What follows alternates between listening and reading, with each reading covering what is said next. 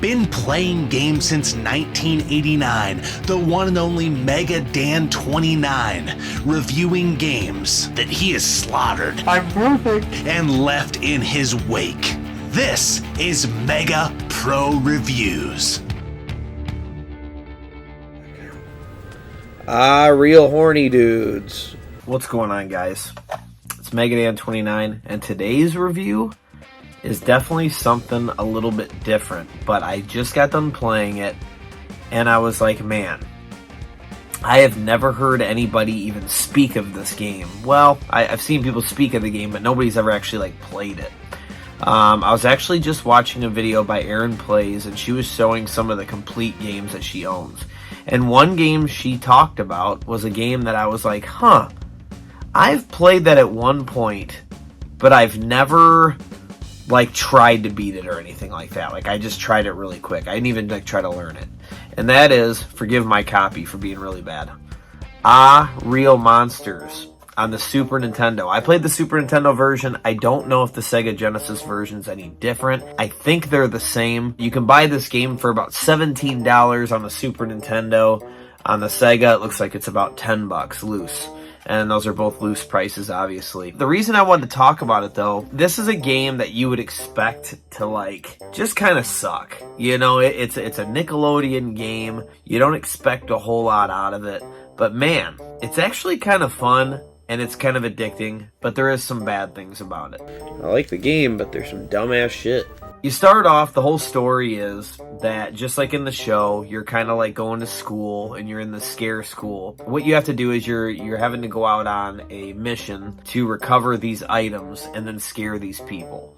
So that's the whole premise of the game. You scare humans, you can throw trash at them, that's your attack. You can use these books, they spell books that teach you how to scare and turn into a monster. You can do that to instantly kill anybody. And a lot of times you have to use it on bosses and stuff like that. And bosses are usually just, well, all the time, are humans that are not very scared of you, and you have to scare them to beat them. And it's really cool, actually. The best thing about this game is the graphics and how cool it looks. It looks just like the cartoon. You play as the three amigos. That's pretty cool. Man, the graphics in this game are awesome. I love them. Just like the cartoon and shit. The thing is, they have unique moves about them. So the little red guy, he can jump the furthest, and he's the fastest, obviously. Then you got the girl, the tall, Kane girl. Not Kane and Undertaker Kane.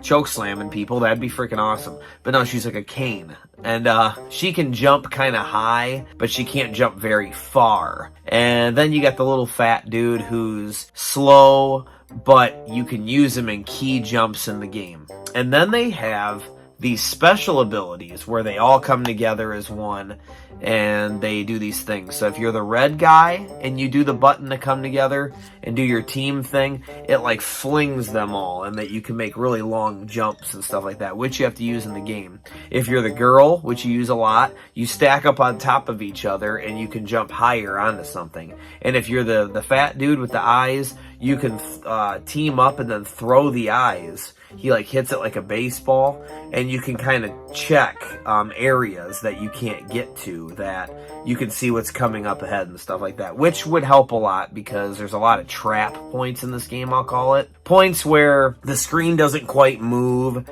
so people surprise you, and right when they come on the screen, unless you've played it before, it'd be trial and error. You're going to get hit by it. Damn.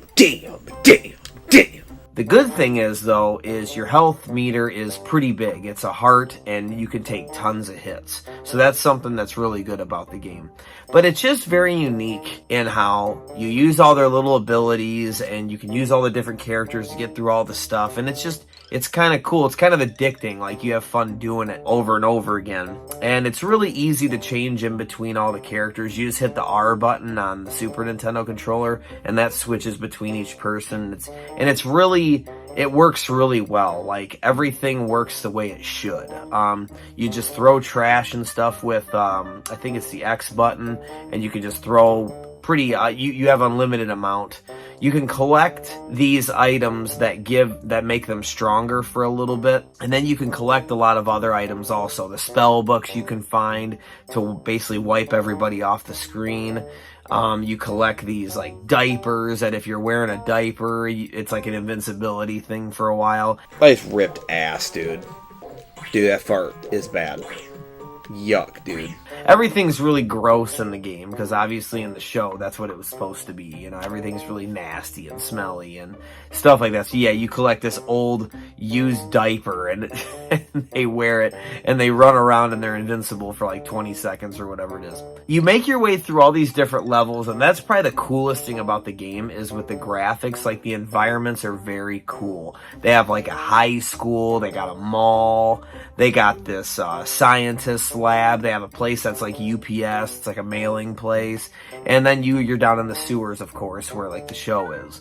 So it's just really cool. The environments and the graphics are definitely the coolest thing about it, because it looks just like the show. Like, there was something about those games back in the day when I watched Nickelodeon and those commercials would come on for the shows that I really wanted it. Like, I wanted to play it because it looked so much like the show and it just looked really cool. New from Nickelodeon Video.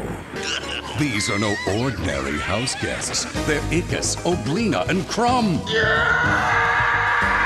Real monsters. Most of the time, I feel like the games didn't deliver. Like, I know there's a Rocko's Modern Life game that I have to revisit at some point, but I remember when I did try it, I wasn't too, into it. So this one, I was like, man, I'm kind of having fun with this. And then pretty soon I'm playing the game for a ton of time. There is something bad about it too that's kind of major. The game doesn't take a super long time to beat for people who know what they're doing. It takes anywhere from like an hour and a half to 2 hours, maybe a little bit over. But when it's your first time playing, I'd say your playthrough is going to be 4 or 5 hours, just because you're taking things slower, you're dying at a lot of points and things like that. Why are we just finding shoes? What the hell's going on here? And one thing that's bad, man, is they really should have had a password system in this game where every world you get to, you get a password. It's got kind of that, if you've ever played Adventure Island 2 and 3 really should have been the same thing. They're kind of like longer games, and you really could have used a password or something. It's like, man, what if you had somewhere to go? When you're a kid, it's like, oh, geez, what if you have to freaking go and your mom wants you to get off the TV, or you got to go run an errand or something like that? I guess you got to leave your system on. Funny story is I actually kind of left my system on to get through the game. I had to do it because I had to get to bed, so I played it for the 2 hours. And I was like, man, I'm not done with this game yet. And then I woke up in the morning and I finished it after like another hour and a half. So it takes a while. They really could have used a password system. But other than that, man, the controls are great. The graphics are great. It's a little repetitive, but it doesn't get too boring, I don't think. I think it's okay. It just really hurts from that password thing. Other than that, there are some cheap points in the game where you will get frustrated. There's some tough jumps. There's some things that are like you're going to be sitting there going, gosh, what the heck, man? But once you learn it, it's just a challenge in the game. I don't feel like it's unfair at all. It just can be kind of annoying when you're going over and over and over, going back through it. I will say, like, I think it should have passwords. I do. Another thing about it is that you can lose all your lives, and I wonder, did I have unlimited continues in this game? You actually don't. I seen in a different playthrough after I beat it that actually there's only like 2 continues or something like that, which is plenty. They give you lots of extra lives. You just got to look around the level and things like that, and you can stumble upon extra lives and stuff. So it's very fair in that point. This is not a super difficult game, but it's not the easiest game either. I could see people getting game over for sure. It's like, it's unnecessarily hard. Like, stop. I ended up 1cc in it because I didn't know if there was continues, but I found a lot of extra lives and stuff like that. So, anyway, let's get to the scores here. So the first thing we're scoring on is the graphics. Man, the graphics, I've got to give the graphics like a straight 5. Like a straight up 5. Perfect score for graphics, just because it looks just like the show, which is what it was supposed to look like. And it's just fun to look at everything in the game. I just think that it brings out almost the best graphics that a Super Nintendo can do. I'm not going to say it's the best, though, because the best I would say was more like, Super G&G and stuff like that, Super Ghouls and Ghosts. But it's not that good. but it's right there with like a Nickelodeon game. Like it's a cartoon game, so it works perfectly.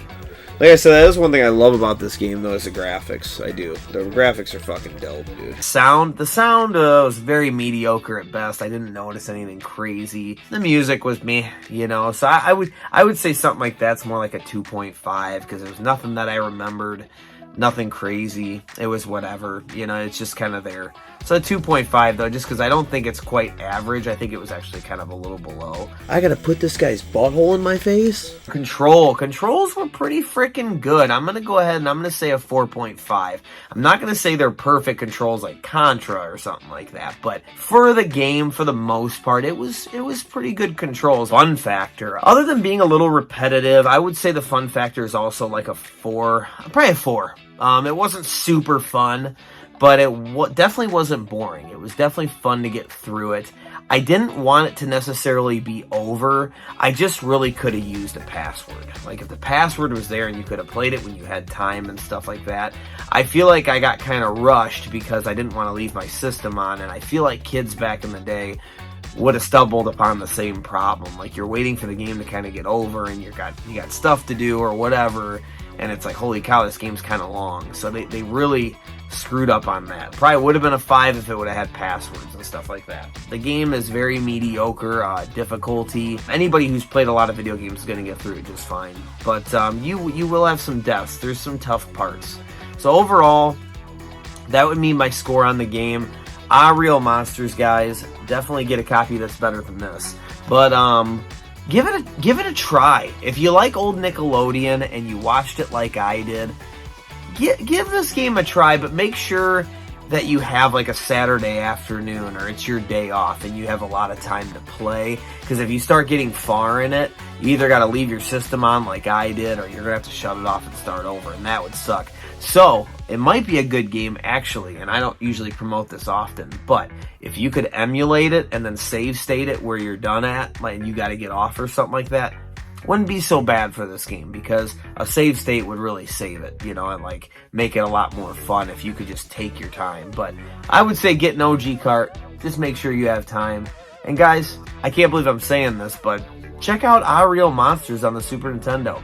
And let me know if the Sega Genesis version is the same, which I'm pretty sure it is. Yeah! Real Monsters! Fuck, dude, that really hurt. Damn, that one, I gotta chill on that. Ow.